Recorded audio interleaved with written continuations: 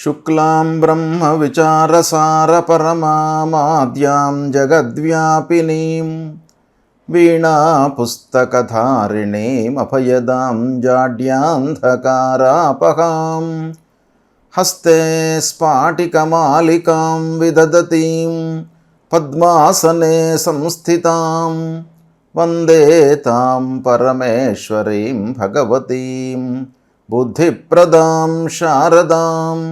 శ్రీ మహాగణాధిపతయే నమః. శ్రీ మహాసరస్వత్యై నమః. శ్రీ గురుభ్యో నమః. 2026వ సంవత్సరంలో మేషరాశిలో జన్మించినటువంటి వారికి, అంటే మేషరాశి జాతకులకు సంవత్సర గోచార ఫలితం ఎలా ఉంది అనేటువంటి విషయాన్ని తెలుసుకుందాం. ముందుగా ఈ 2026వ సంవత్సరంలో ముఖ్యమైనటువంటి గ్రహాలు గురు, శని, రాహువు, కేతువు.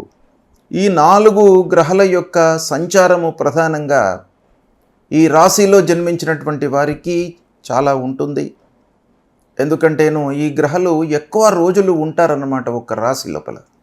కాబట్టి ఈ గ్రహాల యొక్క ఎఫెక్ట్ అనేది బాగా ఉంటుంది. కనుక ఈ 4 గ్రహాలను ప్రధానంగా తీసుకొని మనము గోచార ఫలితం ఎలా ఉంటుంది అనేటువంటి విషయాన్ని తెలుసుకుందాం.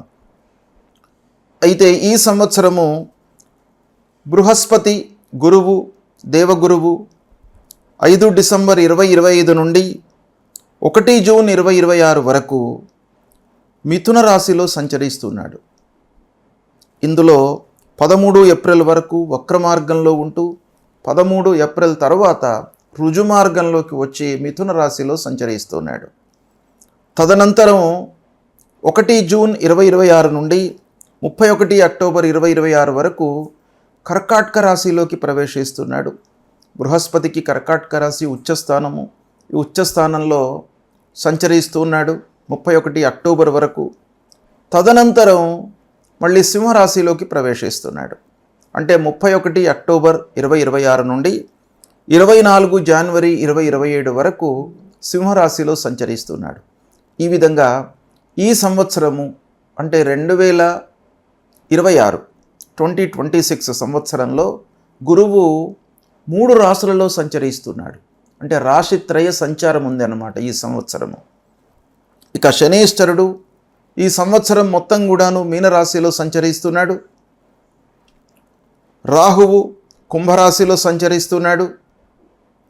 ఈ సంవత్సరం చివరి వరకు కూడాను అంటే 5 డిసెంబర్ 2026 వరకు కుంభరాశిలో సంచరిస్తున్నాడు. ఎండింగ్లో ఒక 20 రోజులు మట్టుకు మకర రాశిలోకి ప్రవేశిస్తున్నాడు. అదేవిధంగా కేతువు సంవత్సరం మొత్తం కూడాను సింహరాశిలో సంచరిస్తూ సంవత్సర అంత్యంలో 20 రోజులు కర్కాటక రాశిలోకి ప్రవేశించి కర్కాటక రాశిలో సంచారం ప్రారంభిస్తున్నాడు. ఈ విధంగా 2026వ సంవత్సరంలో ఈ ప్రధానమైనటువంటి గ్రహాల యొక్క సంచారం ఉంది. ఈ గ్రహాల యొక్క సంచారం మూలకంగా మేషరాశి జాతకులకు ఎలా ఉంది అనేటువంటి విషయాన్ని చూసినట్టయితే గురువు ప్రధానంగా 3, 4, 5 స్థానాలలో సంచరిస్తున్నాడు. 3వ స్థానంలో సంచారం ప్రతికూలంగా ఉంటుంది. ఇది 1 జూన్ వరకు ఉంది. 1 జూన్ తర్వాత 4వ స్థానంలోకి ప్రవేశిస్తున్నాడు. ఇది 31 అక్టోబర్ వరకు ఉంది. 31 అక్టోబర్ నుండి 24 జనవరి 2027 వరకు మళ్ళీ 5వ స్థానంలో సంచరిస్తున్నాడు. అంటే 3, 4, 5 స్థానాలలో సంచరిస్తున్నాడు బృహస్పతి. 3వ స్థానంలో సంచారము ప్రతికూలం గోచార రీత్యా, 4వ స్థానంలో సంచారం కూడాను ప్రతికూలమే అయినప్పటికీ మేషరాశి వారికి భాగ్యాధిపతి 4థ స్థానంలో ఉచ్చ స్థానంలో సంచరించడము ఇది కొంత కలిసి వచ్చేటువంటి అంశం. దాని తర్వాత మళ్ళీ 5వ స్థానంలోకి ప్రవేశిస్తున్నాడు. ఇది అన్ని రకాలుగా కలిసి వస్తుంది. ఈ విధంగా మనం చూసినట్టయితే గురువు యొక్క సంచారము ఓవరాల్గా మేషరాశి వారికి జూన్ 1 నుండి సంవత్సరాంతం వరకు కూడాను బాగానే ఉంది. అయితే ఈ గురువు యొక్క ఫలితం ఎలా ఉంటుంది? ఈ 3 రాశులలో సంచరిస్తున్నాడు కనుక ఈ 3 రాశుల్లో సంచారం అనేటువంటిది ప్రధానంగా మేషరాశి జాతకులకు గురువు ముఖ్యమైనటువంటి గ్రహము. చాలా విషయాలపై ప్రభావాన్ని చూపిస్తాడు. ముఖ్యంగా ఉద్యోగస్తులకు, ఉద్యోగము ఆల్రెడీ చేస్తున్నటువంటి వారికి వాళ్ళు చేస్తున్నటువంటి సంస్థ లోపల తోటి ఉద్యోగులతో హైయప్స్తో కానివ్వండి, క్లయింట్స్తో కానివ్వండి, చాలా స్నేహపూర్వకమైనటువంటి వాతావరణం ఏర్పడుతుంది. వాళ్లకు అప్పజెప్పినటువంటి పనులను సకాలంలో నిర్ణీత సమయంలో పూర్తి చేస్తారు. యాజమాన్యంతో అన్యోన్యతగా ఉంటారు. ప్రారంభించినటువంటి పనులు పూర్తి అవుతాయి. ఇక విద్యార్థుల విషయం ఆలోచించినట్టయితే విద్యార్థులకు కూడాను ఈ 2026 చాలా అనుకూలమైనటువంటి సంవత్సరం. ఉచ్చస్థానంలోకి బృహస్పతి రావడము హయ్యర్ ఎడ్యుకేషన్కు బాగా ఉపయోగపడుతుంది. విదేశీ ప్రయాణాలకు మీరు చేసుకోవలసినటువంటి కార్యక్రమాలు అన్నీ కూడాను మీకు కలిసి వస్తాయి. అనుభవజ్ఞుల యొక్క సహాయ సహకారాలు అందుతాయి. ఇక చదువు పూర్తయి ఉద్యోగ ప్రయత్నంలో ఉన్నటువంటి వారికి కూడాను ఈ సంవత్సరంలో ఉద్యోగం లభించే అవకాశాలు మెండుగా కనబడుతున్నాయి. కాబట్టి ఉద్యోగంలో చేరుతారు. ఆదాయము ప్రారంభమవుతుంది.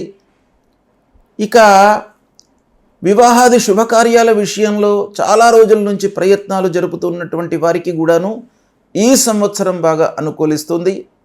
ఈ సంవత్సరంలో జూన్ ప్రాంతంలో వివాహం నిశ్చయం కావడము, శుభకార్యాలు చేయడము ఇలాంటివి బాగా ఈ సంవత్సరంలో కనబడుతున్నాయి. ఇక సంతానము కూడాను ప్రాప్తి ఈ సంవత్సరంలో జరిగే అవకాశం ఉంది. చాలా రోజుల నుంచి ఎదురు చూస్తున్నటువంటి వారికి కూడాను ఈ సంవత్సరంలో శుభవార్త మీరు వినబోతున్నారు. కనుక ఓవరాల్గా మనం చూసినట్టయితే గురువు యొక్క అనుకూలత బాగానే ఉంది. 4, 5 స్థానాలు 4 అర్ధాష్టమం అయినప్పటికీ భాగ్యాధిపతి కనుక ఉచ్చస్థానంలో సంచరించడం చాలా యోగదాయకము, మనకు కలిసి వస్తుంది. కనుక మీరు ఈ గురు ప్రభావం మూలకంగా బాగా కలిసి వస్తుంది. ఇదే సమయంలో మేషరాశి వారికి ఏల్నాటి శని ఉన్నాడు ఈ సంవత్సరం. కాబట్టి ఏల్నాటి శని ప్రభావం మూలకంగా కొంత వృధా ఖర్చులు అయ్యేటువంటి అవకాశాలు ఉన్నాయి. శ్రమించవలసి వస్తుంది. కాబట్టి దానిపైన కూడాను మీరు ఫోకస్ పెట్టాలి. ఖర్చులను నియంత్రించుకున్నట్టయితే మీకు ఆ శని ప్రభావం తగ్గుతుంది. ఇక రాహువు ముఖ్యంగా ఏకాదశ స్థానంలో ఉన్నాడు. ఇది బాగా కలిసి వచ్చేటువంటి అంశం. మీరు రాహు మూలకంగా అన్ని విధాలుగా లాభాలను పొందుతారు. వ్యాపారస్తులకు ముఖ్యంగా చేతిలో ఉన్నటువంటి వ్యాపారము నిరాటంకంగా కొనసాగుతుంది. లాభాలను ఆర్జిస్తారు. ఇక కేతువు ముఖ్యంగా 5వ స్థానంలో ఉన్నారు కాబట్టి ఆ కేతువు యొక్క ఎఫెక్ట్ మూలకంగా పిల్లల విషయంలో మీరు కొన్ని నిర్ణయాలు జాగ్రత్తలు తీసుకోవాలి. ఇకపోతే ప్రేమ వ్యవహారాల లోపల కూడాను కొంత జాగ్రత్తలు తీసుకోవాలి యువకులు. ఈ కేతువు మూలకంగా కొన్ని ఇబ్బందులను ఎదుర్కొనేటువంటి అవకాశాలు ఉన్నాయి. ఇక మీడియా రంగంలో ఉన్నటువంటి వారికి, సాహిత్య రంగంలో ఉన్నటువంటి వారికి, బ్యాంకింగ్ సెక్టార్లో ఉన్నటువంటి వారికి వీళ్ళందరికీ కూడాను ఈ గురు ప్రభావం మూలకంగా, రాహు ప్రభావం మూలకంగా మంచి జరిగేటువంటి అవకాశాలు బాగా కనబడుతున్నాయి.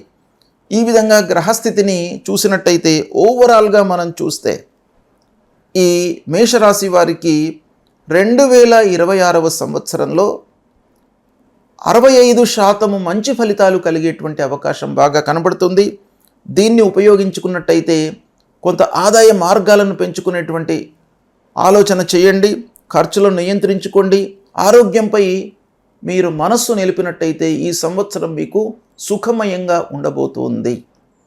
ఇక ఈ సంవత్సరంలో 2026వ సంవత్సరంలో మేషరాశి వారికి ప్రధానంగా ఏల్నాటి శని, ద్వాదశ స్థానంలో శని ఉన్నాడు కాబట్టి ఈ శని కొరకై మీరు పరిహారాలు చేసుకోవాలి. కేతు 5వ స్థానంలో సంచరిస్తున్నాడు కాబట్టి కేతు విషయం లోపల కూడాను పరిహారాలు చేసుకోవాలి. ఏం చేసుకోవాలి పరిహారాలు అనేటువంటి విషయాన్ని మనం ఆలోచించినట్టయితే శని నిమిత్తమై మూలమంత్రాన్ని ప్రతినిత్యం కూడాను చదువుకోండి. నీలాంజన సమాభాసం రవిపుత్రం యమాగ్రజం ఛాయా మార్తాండ సంభూతం తం నమామి శనేశ్చరం అనేటువంటి మూలమంత్రాన్ని ప్రతినిత్యం కూడాను ఒక 19 సార్లు మీరు జపించండి. ఆంజనేయ స్వామి దేవాలయానికి వెళ్ళండి. హనుమత్ దర్శనం మూలకంగా మీకు అన్నీ కూడాను ఈ సంవత్సరము శుభ ఫలితాలు కలుగుతాయి. విఘ్నేశ్వర స్వామిని పూజించండి. విఘ్నాలు లేకుండా మిమ్మల్ని కాపాడుతాడు ఆ వినాయకుడు. కాబట్టి దైవ దర్శనము ఈ సంవత్సరము చాలా ముఖ్యము. గురువులను కూడాను సందర్శించుకోండి. అన్ని రకాలుగా కూడాను మీకు శుభ ఫలితాలు కలుగుతాయి. శుభం.